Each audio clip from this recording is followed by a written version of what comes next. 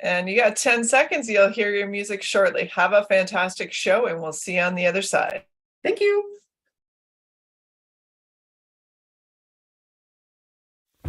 If you were able to walk into a room confident that you would be well received, seen, heard, and appreciated by others, and all it took was a few changes in how you navigate your everyday relationships, would you be willing to make those changes?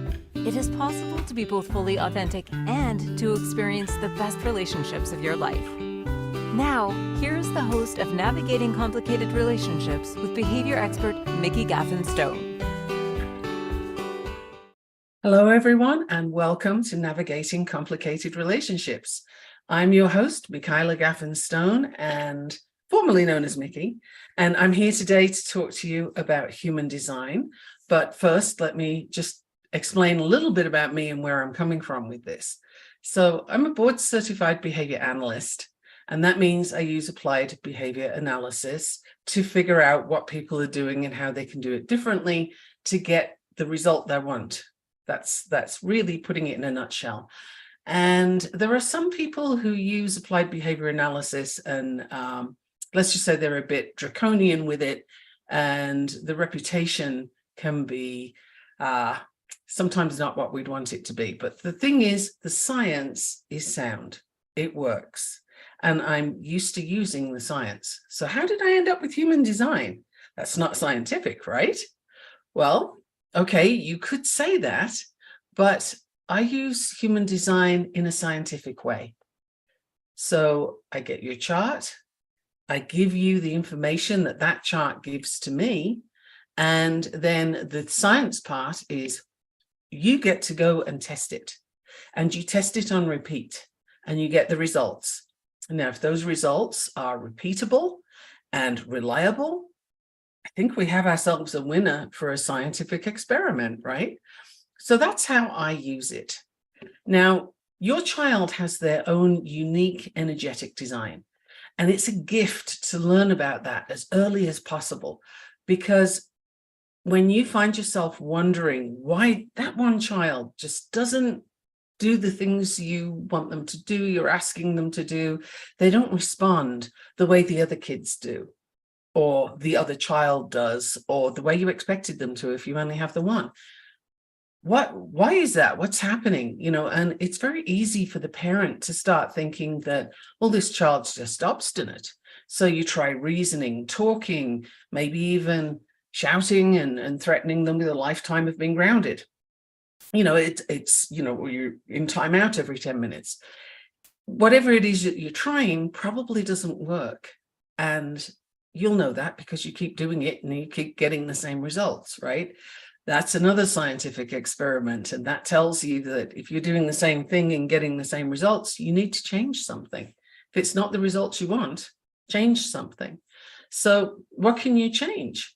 Well, you can learn about your child's human design and discover where their energy is and where it isn't. And I'm going to explain a lot more about that later in this episode. But right now, I just need you to know a little bit more about human design so that you can understand where we're coming from, why it's important, and why do you even want to know? Because there's a lot of information here. So in addition to being a board-certified behavior analyst and using the science that somebody else has uncovered and put together, I use human design as an active living science. It's something that we're going to experiment with together if you choose to come to me for human design. So I strongly urge you to consider that, because we have so much to learn. Now, does your child's teacher have a list of complaints? Let's see. Doesn't pay attention, daydreams, stares out the window, or is disruptive, gets up and moves when they're not supposed to. There could be a list of any number of things. I mean, just think back to your own report cards. What did you do, right? And is it really that you're being difficult? Are you really trying to take on the teacher, the education system, the world? Or are you just really having a hard time doing what they want you to do because it's just not how you're built? That's a clue to your human design right there. Knowing your child's human design, knowing your own human design can help you figure out how they play together and how things shift. Have you ever noticed that some people in company with certain others change how they appear to be? They'll behave differently or they'll sound different. They kind of have a different view on things. There can be some facets that you look at and say, well, that's not like so-and-so. That's not like them. I would say that yes, it is, particularly when they're in company with that person, because your human design changes a little depending on who's completing what with you. So, for example, if you have a center, say the heart center or the ego center, that is where willpower and competitiveness live, among other things. But let's just go with those two things for now. So if you find that willpower isn't really something that you can access easily, and honestly, a lot of people can't. Or if you find that you're just not competitive, your child just doesn't want to do those sports. They don't care about coming first. It's not a big deal. But something shifts when they're in company with this particular person, and now they become really competitive. Maybe they're playing board games and they fight to the death on them. What happened? What shifted?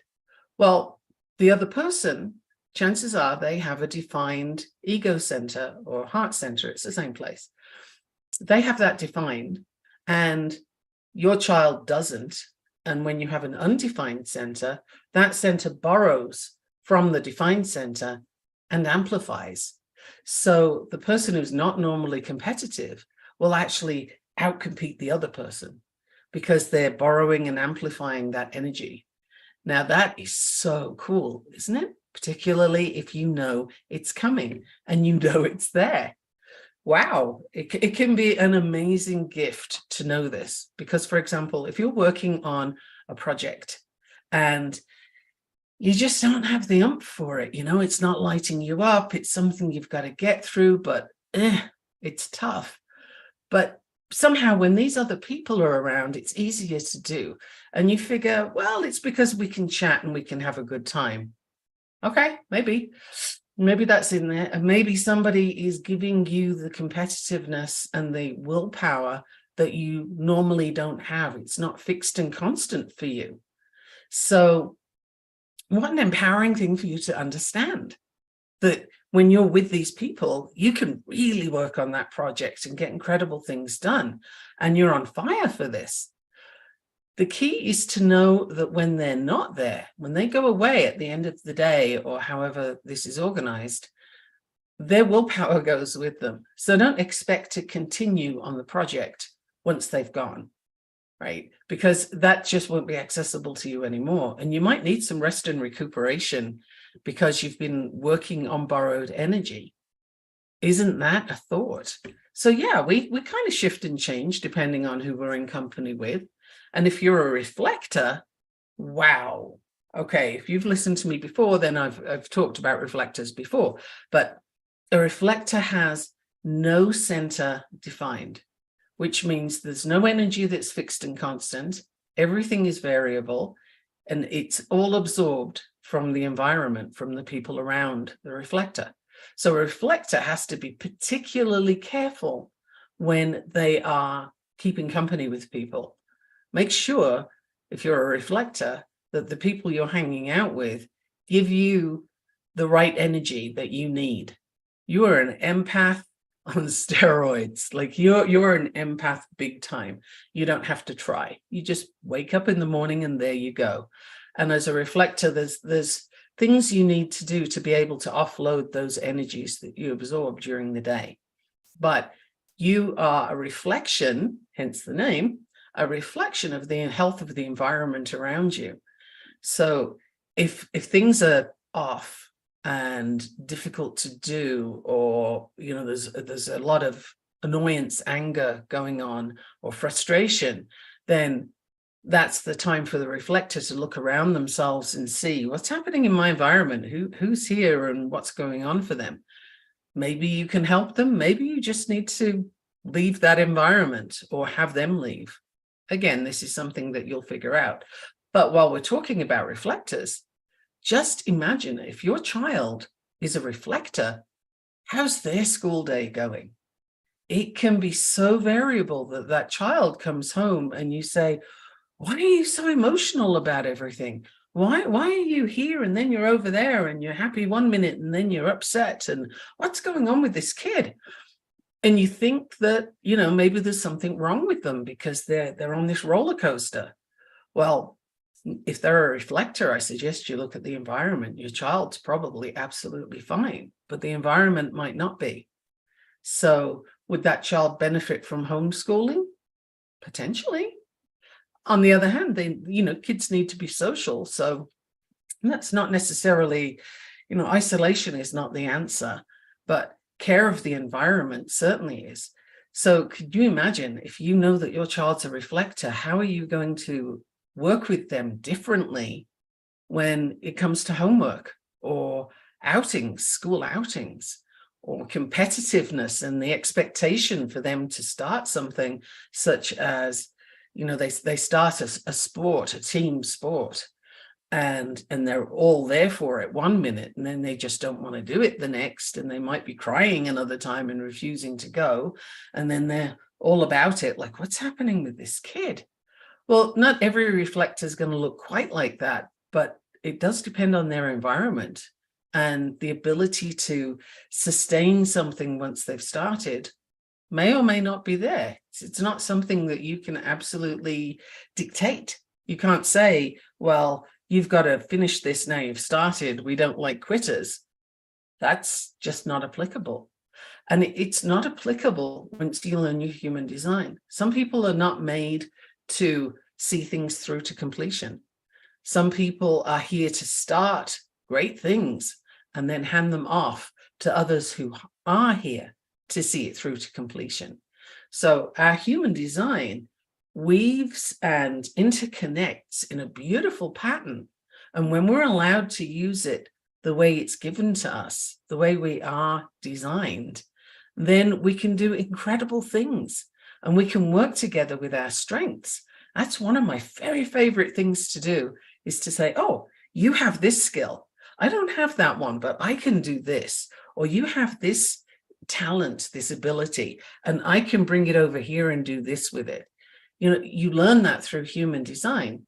You might learn that without human design, but it could take you years.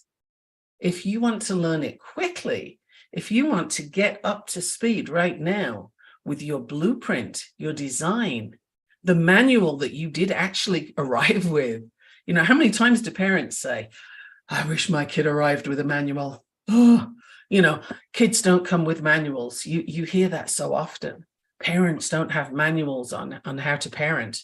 Well, I would suggest to you that you have a look at human design, because that is the manual. That is the manual that you arrived with. Now, it's new since the 80s. That's when human design was first put out there for us. But the component parts of human design are all ancient wisdom. They've been on the planet for centuries. So it's not some newfangled thing. It's a combination of ancient wisdom from different parts of the world. It's a beautiful collection. And it is your blueprint. It gives you all the information you could possibly want. So later in this episode, I am going to go into some of the characteristics of the different energy types for kids, which of course is also for the adult. But let's look at it through the lens of your child going to school, your child interacting with others, your child's behavior. Like, let's have a look at their human design from that perspective. So my name is Mikki Gaffen Stone. I am a board certified behavior analyst, but I am also a specialist with human design. And I find the two things work beautifully together. The one tells you how and who you are, and then the other, the behavior, is what you can use to get the best results with what you know from your human design. It all blends so beautifully. So stay tuned to get more information on this. This stuff is brilliant. It's not rocket science. It's better than that. So don't go anywhere. Stay right here on Inspired Choices Network, and I will be back with Navigating Complicated Relationships in just a minute. What if your relationships could be a source of delight instead of a source of struggle? In a world where human interactions are anything but straightforward, tuning in to Navigating Complicated Relationships with behavior expert Mikki Gaffen Stone will offer you insights, tools, and a whole new level of understanding for you to use right now. Listen for Navigating Complicated Relationships with Mikki Gaffen Stone, Wednesdays at 12 p.m. Eastern, 11 a.m. Central, 10 a.m. Mountain, 9 a.m. Pacific on InspiredChoicesNetwork.com.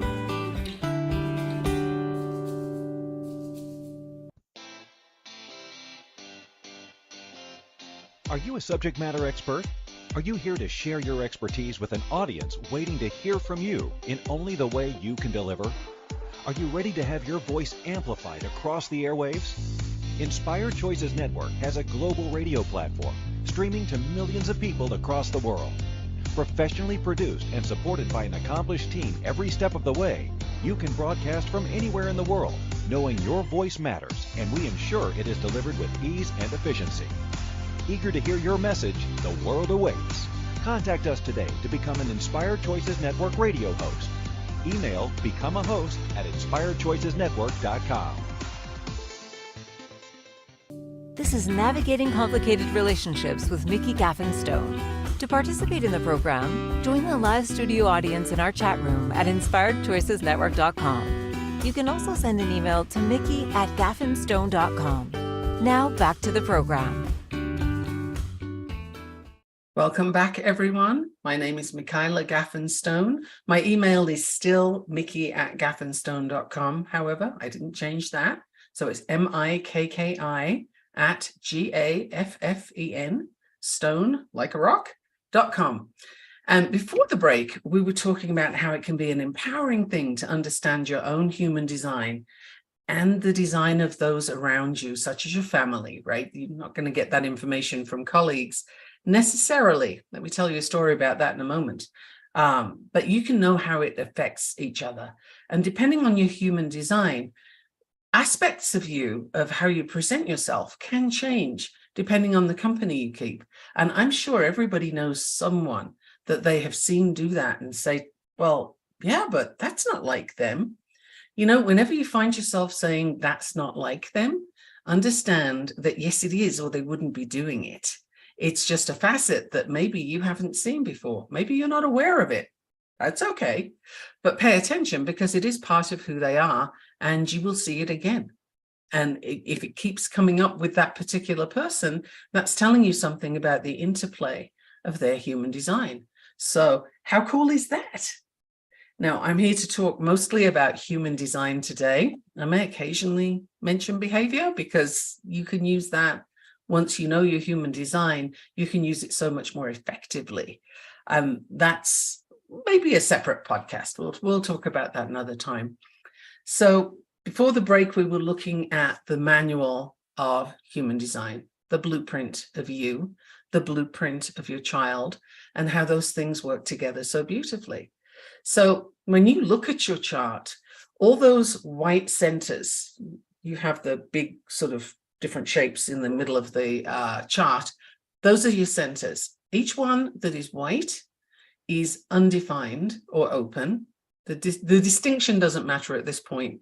The key is that the energy belonging to that center is not fixed. It's not constant. It's variable, and it's not something that you can rely on always having access to. It's something that you will get depending on the environment you're in. And when you do get it, you'll get it big time. You will be absorbing and amplifying that energy. So for example, if you look on your chart, and on the far right, there's a sort of triangle that points in, that's your solar plexus. And the solar plexus is the emotional center. Now, if yours is white, you may have people saying to you, oh, you're so emotional. Why are you so emotional? Just, calm down, take a chill pill, something like that. But here's the funny thing, you're not emotional. That is undefined. It's not there for you. It's not fixed and constant. But people may perceive you as being emotional, and you may perceive yourself as being emotional because you're absorbing it from other people. So you can be having a great day and you're sitting there toddling along, doing your work, minding your own business. And somebody comes in who's in a blue funk, and they sit down and they're like, grumble, grumble. They may not even do it audibly. They may just sit there quietly fuming about something. And you'll know in about 10 minutes or so that they're off because you're going to be feeling it. So you have some choices when that comes up as an adult. As an adult, you can decide, well, do I go over and see if I can help that person, find out what's going on for them for the day and maybe lend them an ear or a shoulder to cry on or something. Or you could just say, yeah, no, I'm not here for that today. I'm out of here. And you go for a walk and you get yourself out of that energy. And you can have a choice to some degree, right? You can maybe move your desk or, I don't know, go and work somewhere else. But for your child that has that open center, they're stuck. They're in the classroom. And they've got these kids around them who are all over the place. And wow, that can be an awful lot of very tiring input. So your child who has the undefined solar plexus could come home quite exhausted at the end of the day. Not only from, just having to learn all these subjects and deal with teachers and deal with other kids, but they're dealing with their energy and they're dealing with their emotions. Like, whoa, that is a lot. And as an adult, you have a lot more choice about what you do with this. You could move, you could do something. You can process that information. A child's just feeling it. They're not able to articulate what's going on for them. They don't know why they suddenly feel miserable or why they're suddenly angry or any of the things that they're feeling. They're just getting that from the environment. So again, if you understand your child's chart, then you can understand when they come home and they tell you things that seem to be a bit of a jumble. Oh, you've had a lot going on today. And maybe you can help them to release that energy before you expect them to do homework or chores or whatever else you do. And a personal point here is, and this is definitely my view, it's a personal view, I'm not giving anybody else's opinion here, but I think homework is something that would be far better not given to a child. If they're spending all day in school and you're giving them work all day, and then you want them to come home and do more work, frankly, either you're not doing the job in school correctly, or you're just expecting too much from them. But home should not be homework. However, there are many schools that don't agree with me on that, and they do give kids homework. So understanding your child's design can help you to maximize their opportunity for success with that by giving them time to offload the energy from school, maybe giving it to them in smaller chunks. If you can work with them, if your child's a generator, for example, that child's going to do a lot better with binary options. So if you can ask them questions that have a yes or no answer to help them get into the space of doing their homework, that's so much better than giving open-ended questions. Like, I'm a generator and I can't abide open-ended questions that demand I think and pull things out of the ether. Because, if you say, well, what do you want for dinner tonight? I don't know. There's options. There's so many options. Why don't you just give me a few and I can pick one? And that's so much easier. It's not that I'm being difficult. It's just that there's too many possibilities and it's going to take me forever to make a decision. You want an easier decision? Give me options. 70% of the world's population is that way. So there is a 7 in 10 chance that your child is going to do a whole heap better with options.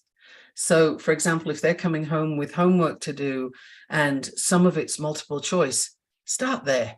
That's a really good place to start because it's going to be easier for them.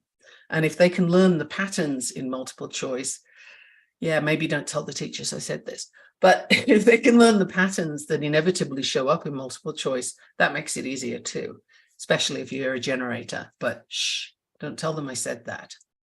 So when you get your chart done, have a look at your energy type, have a look at your child's energy type, their siblings, your partner, whoever else is involved, that you can have access to their charts. Have a look at them and see what have you got? What's the mix? Now, if you have a projector and then you have another projector, for example, like I do, both of my sons are projectors. They're not the same, however. They have different definitions, which means that they have different amounts of circuits, right? Like the centers connect through channels and they make a circuit. If you have one circuit, then you have one voice to listen to when you're making decisions. You can, however, have up to 4. Pink, for example, has 4 circuits. She is a quad split. And that means that she can't get one blessed thing done unless she's got a bunch of people around her completing those circuits and connecting them. She's all over the place. She's got 4 different voices to listen to. I haven't come across another quad definition person yet. I know they're out there, but I haven't come across them. I have a triple split, which means I have 3 circuits to work through before I can make a decision. So you can bet my decision-making time is a lot longer than someone who has one definition, a single definition. So this is important to know about your child, because if you're trying to get them to make a decision quickly, say you have a generator child with a triple split definition, and you're saying, well, what do you want to do over here? What do you fancy? Oh man, you're asking them to make a quick decision, which is not within their scope to do, and you're asking an open-ended question. This is not setting your child up for success, and you have no idea that it isn't, unless you know their human design. But once you do, you can start to see, oh, is this child going to do better with pattern recognition? Some people do. Some people would say, like someone in the chat did, there are patterns, like, oh, are there really? But yes, I mean, I can sit down and take a multiple choice quiz on pretty much any subject without studying it. And chances are I'm going to do really well because I recognize the patterns in them. That's just, it's actually in my human design chart to have that pattern recognition and be able to take the patterns and turn them into something else to make a wisdom out of them, if you will. So that's in my design. It might not be in yours. So that's, again, it's something really interesting to get into. And I promise you, I am going to get into something about each of the types for your child right after the break, but we have a couple more minutes yet. So the brief overview is your energy centers are the defined ones, the ones that are colored in. That is essentially you. That's your fixed and constant access to energy. So those are the big features that are going to show up for you consistently. Then the channels are the lines between those centers that connect them. And that brings an extra energy of its own. There's 32 of those, and there's 64 gates, depending on which gates you have activated as to what there are themes in your human design, and there are gifts and talents that come up. And all of these are shown in this detail. So the further you dive into human design, the more clear things become. And that's why I normally say 2 readings, 2 really good, solid readings will give you a great overview of your manual and give you information that you kind of knew it, maybe, but couldn't accept it because other people have made you wrong for that. And this is something I find consistent with people when I do their human design, is something that they have been made wrong for since they were children is actually their biggest gift. And uncovering that gift and learning how to use it is in itself a gift. So when we come back after the break, I'm going to share with you some information about each of those energy types, bearing in mind the lens of your child, because they don't have all the extraneous knowledge that you've learned over the years. They're just here getting input. They don't necessarily know what to do with it. So after the break, we're going to look into more detail. I'm Mikki Gaffen, and I am here with you on Navigating Complicated Relationships. And I got to say, I think we're navigating it pretty good today. What do you reckon? Hang in there. I will see you in just a moment. Don't go away. What if your relationships could be a source of delight instead of a source of struggle? In a world where human interactions are anything but straightforward, tuning in to Navigating Complicated Relationships with behavior expert Mikki Gaffen will offer you insights, tools, and a whole new level of understanding for you to use right now. Listen for Navigating Complicated Relationships with Mikki Gaffen Wednesdays at 12 p.m. Eastern, 11 a.m. Central, 10 a.m. Mountain, 9 a.m. Pacific on InspiredChoicesNetwork.com.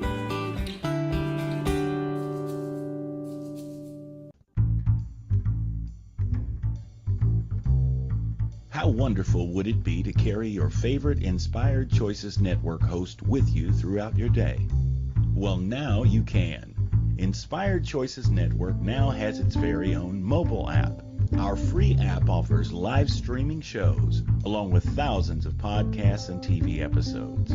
Our shows cover a wide variety of topics.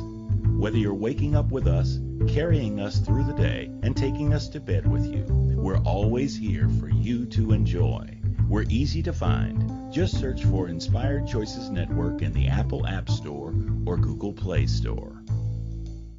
This is Navigating Complicated Relationships with Mikki Gaffen.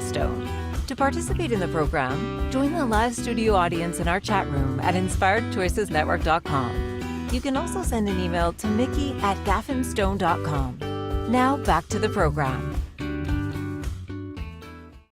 Hey, welcome back, everyone. I am Mikki Gaffen, and I'm here with Navigating Complicated Relationships, presented to you by the Inspired Choices Network, and it is my pleasure to be here with you. I'm sharing human design today and why it's so important to know what your child's design is, as well as your own. The gifts that you can uncover with your human design are just beautiful to behold. And so many of us grow up with limitations, right?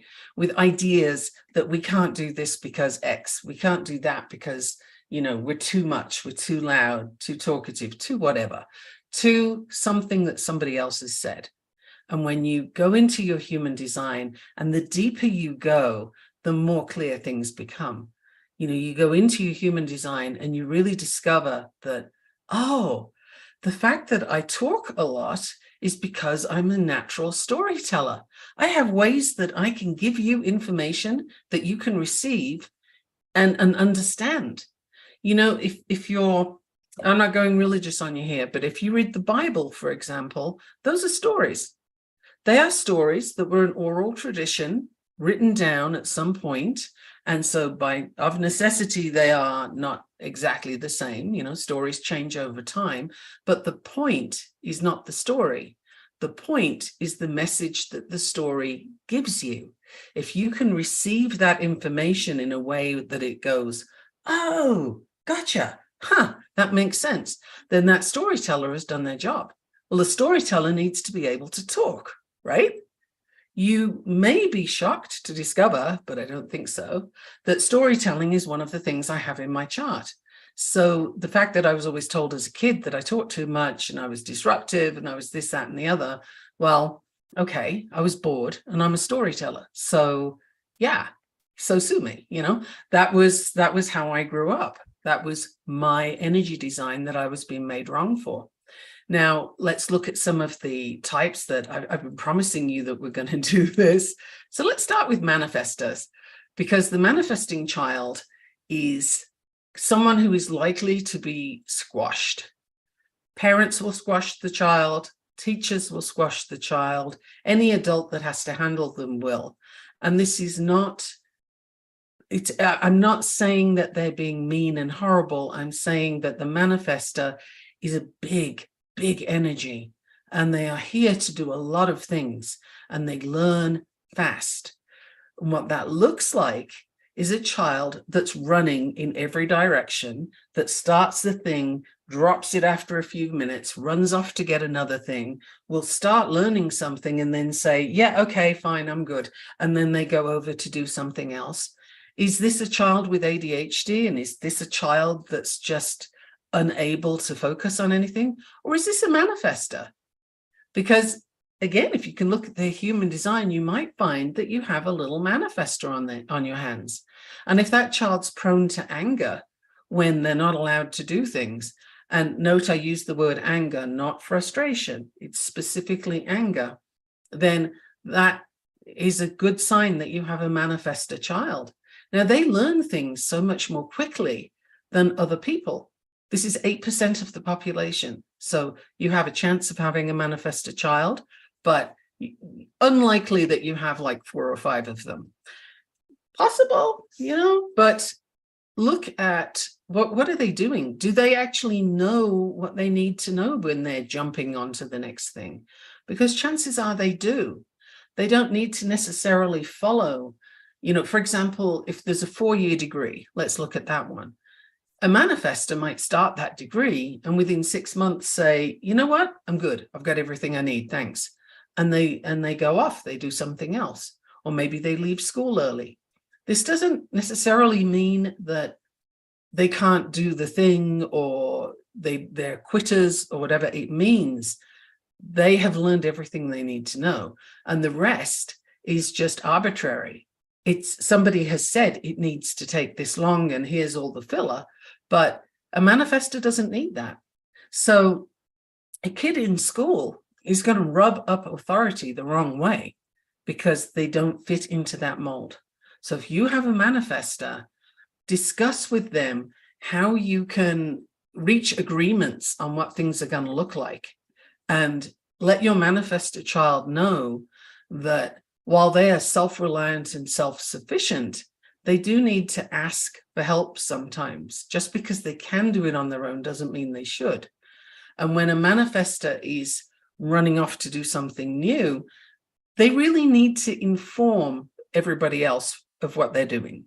Like if your kid is about to go out and they're not telling you what they're doing, that's problematic because the parent's going to wonder, well, what's happening? What's going on here? Why aren't I being told? And then in human nature, we always build that to mean a great big thing, right? And it isn't necessarily, it's just that the manifestor kind of forgot that they needed to tell you.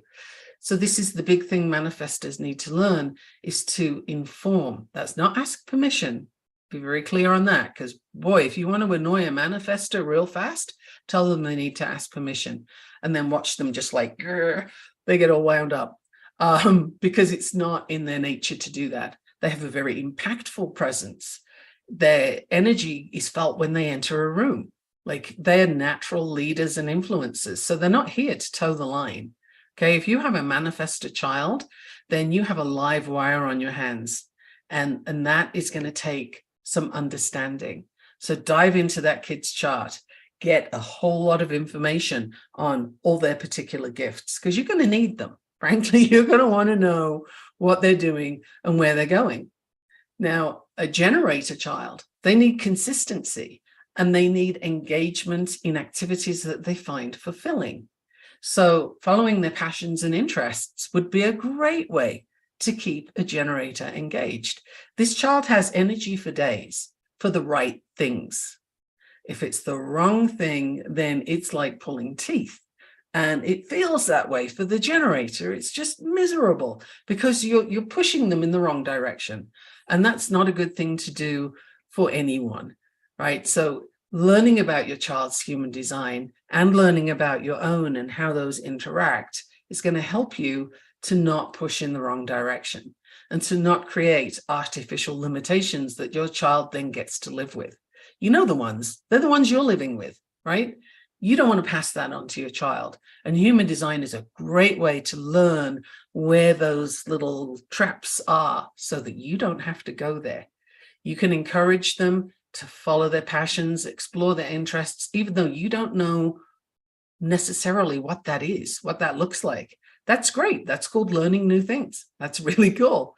Provide opportunities for your generator to respond to in their environment and give them time to make those decisions. Very few people can make quick decisions, true decisions. They can use their heads, but that's honestly not a very good place to make a decision from. Your head is full of external information. It's all the stuff that you get from your environment. That's not where your decisions are made. Your body makes your decisions. So that's another thing to look at when you're looking at your human design chart, right? It's important to know what's different for that child. There's so much more I could say about this, but let's jump on to manifesting generators. That's a hybrid between the generator and the manifester. I know, big shock, right? But for a manifesting generator, they have a very magnetic presence, and they're really, you know, they have wonderful qualities, energy, enthusiasm, boundless energy, in fact, and they can approach life with a sense of excitement and vitality as long as it's not squished out of them. And that's inspiring to others. That's, you know, that's the person who you say, oh, yeah, let me go with them. I want to do what they're doing. And because they have the generating going on, they're lending you the energy, if you don't produce your own, to go with them and to really get fired up about stuff. It's amazing. And a manifesting generator can really excel at multitasking, or what we know as rapid sequence, right? It's not truly multitasking, but they can juggle multiple projects and they can juggle multiple responsibilities at the same time. It's just that they need to be the right ones for them. Passion-driven action, that's what they need. They're resourceful kids. They're adaptable and they're versatile. So this child can do so many things that they're not going to get at school in this little box, unless they're in a Montessori school. Let me just throw that one out there, because Montessori follows the child, and Montessori helps the child do more of what they're interested in. So that is an excellent environment if you can find one, and if you can afford one. It depends on the country you're in. In Holland, it's actually available on the state. Like, you don't have to pay for Montessori, which I think is brilliant. But I digress. That's, you know, a manifesting generator is a live wire with all the energy and the initiation going on. Wow, you got a lot happening with your manifesting generator. And if you are the adult manifesting generator, then you know what I'm talking about, because you're already there. Now, a projector, let me get to them right now. We have a break in a few minutes, but I have time for this. The projector needs to be recognized for their brilliance, for what they have that they can do amazingly. They need to be recognized, and they need to be invited to share that amazing skill or wisdom with others, because failure to do so means that the projector is going to want to volunteer, and they're going to want to just jump in and fix things and alter the systems, because they can see how they can be better, but they're going to be pushed back. They'll either be perceived as bossy, or they'll be perceived as interfering, and it's just not going to go well for the projector, and they will feel miserable. So if you have a projector in your life, see where you can recognize what their abilities are and invite them to share them, because they have unique wisdom and insight. They truly do. And they have like a bird's eye view of systems, tech, my God. People with projectors are brilliant at tech or engineering or something that's really complex and has a lot of systems in. Get yourself a projector on board, because they can see what's going on. They have a natural ability to deeply understand and analyze complex situations. So your projector is a gift, I assure you of that. And they need to be recognized as such. And this is not just, oh, hey, you're so cool, but really, you know, I love the way you can do this, and I see that you're able to do that, and I would really appreciate your help. Can you do that over here? And let them decide. Might not be an automatic yes, and they'll have different ways of deciding that depending on their authority, but at least let them know that you can see what they can do. And if you are a projector, you can set the stage so that people can see what you have on offer. And then you don't push it forward, just let them see it's there. And then if they want it, they'll come ask for it. That's how you set yourself up for success. So we already looked at reflectors a little bit, and I'm going to go into more of sort of what the gifts are after the break. We don't have too much time left, to be honest, but I think we can get there. So don't go away. I'm Mikki Gaffen Stone here on Navigating Complicated Relationships. That's the show you want to be at. And we are hosted by Inspired Choices Network, the best place to be. And we're on over 450 different platforms. Don't go away. What if your relationships could be a source of delight instead of a source of struggle? In a world where human interactions are anything but straightforward, tuning in to Navigating Complicated Relationships with behavior expert Mikki Gaffen Stone will offer you insights, tools, and a whole new level of understanding for you to use right now. Listen for Navigating Complicated Relationships with Mikki Gaffen Stone, Wednesdays at 12 p.m. Eastern, 11 a.m. Central, 10 a.m. Mountain, 9 a.m. Pacific on InspiredChoicesNetwork.com. This is Navigating Complicated Relationships with Mikki Gaffen Stone. To participate in the program, join the live studio audience in our chat room at InspiredChoicesNetwork.com. You can also send an email to Mikki@gaffenstone.com. Now back to the program. Welcome back, everyone. You are here on Navigating Complicated Relationships with me, Mikki Gaffen Stone, and we are talking about human design and why it is so key to understand your child's human design and your own human design and how they interact. And if you happen to be listening and you don't have kids, guess what? It's great to know how you and your partner operate together, or you and your closest colleague, or you and your siblings, or you and your own parents, because how many people, particularly Generation X, let's go there for a moment. How many people have difficult relationships with their parents? There's a gulf between them where understanding should live and doesn't. So, understanding where they're coming from, even to the extent that human design can tell it to you and they don't, it's a gift. It helps you to understand, oh, that's why they always do this or they never do that. And always and never are some very big words, but you get the gist, right? So knowing your human design and any significant interactions you have can be key.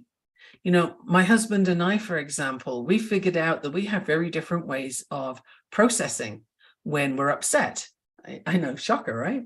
But we learned what the differences are for each of us. And then the other allows that difference, and encourages that person to go and do it the way they need to do it.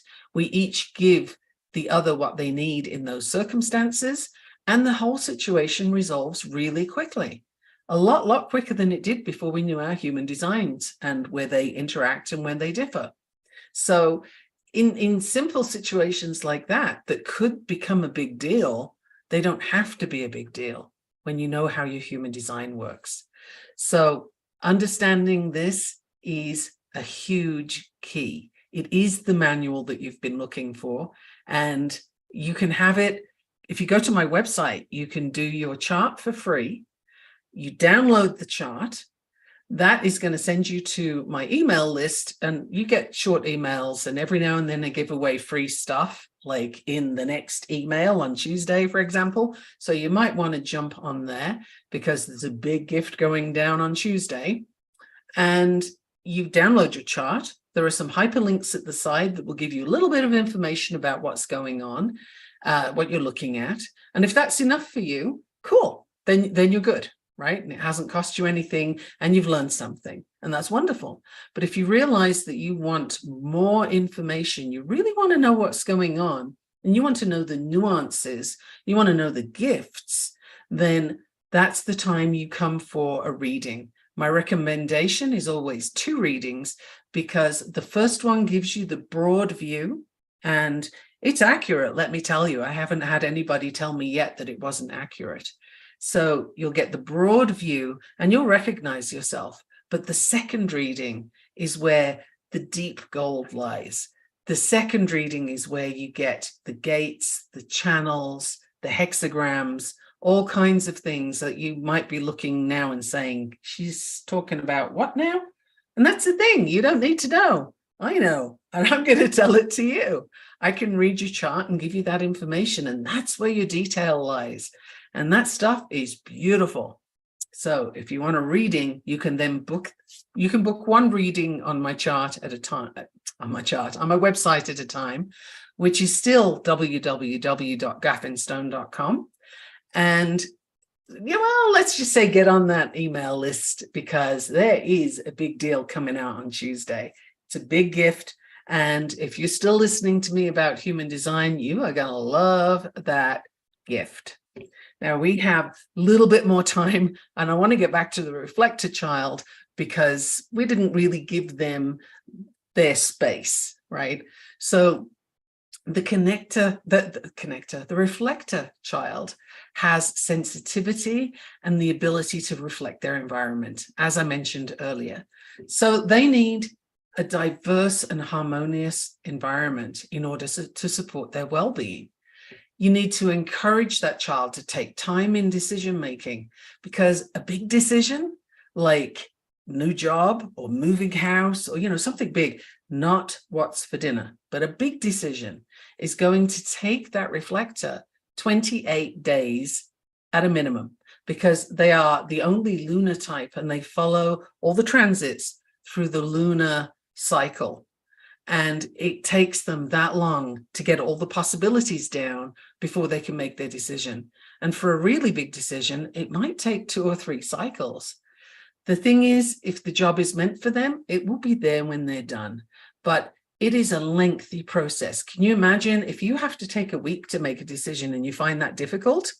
As a reflector, you got a lot longer to go through.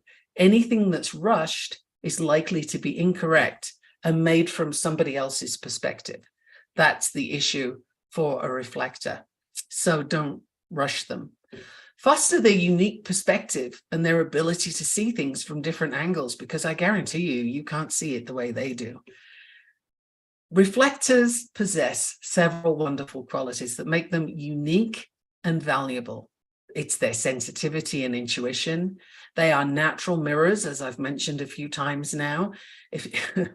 To give you a clear picture on that, if you think of a magnifying mirror, doesn't everything get revealed in a magnifying mirror the way it doesn't if you're just looking at a regular reflection? It does. So they can highlight the health and the harmony of a group or a community, and they can also highlight when things are not going well. Reflectors are also really adaptable. They can adapt to different situations and different people with remarkable speed. They're chameleon-like. I'm sure you can picture all this from what I've been saying so far. But they also have a naivety that needs to be cared for, right? And reflectors have a deep sense of inclusivity, so they can bring people together. There's a lot that reflectors can do. It's just, there's a lot to navigate. So if you have a reflector child, I urge you to go for the 2 readings. Anybody is going to benefit from that. But seriously, if you are a reflector, if you have a reflector child, you need this. I cannot emphasize that enough, because there's so much you need to know. It doesn't mean that they're a completely clean slate. A reflector doesn't have defined centers. They don't have channels, but they do have gates. And those gates are where the sort of consistency shows up, where the gifts lie, and where the accent on how they're going to do things comes up. So reflectors are exceptional, yes, and they're only 1% of the world's population. But I've worked with 4 so far, and each one has been amazing for me to work with.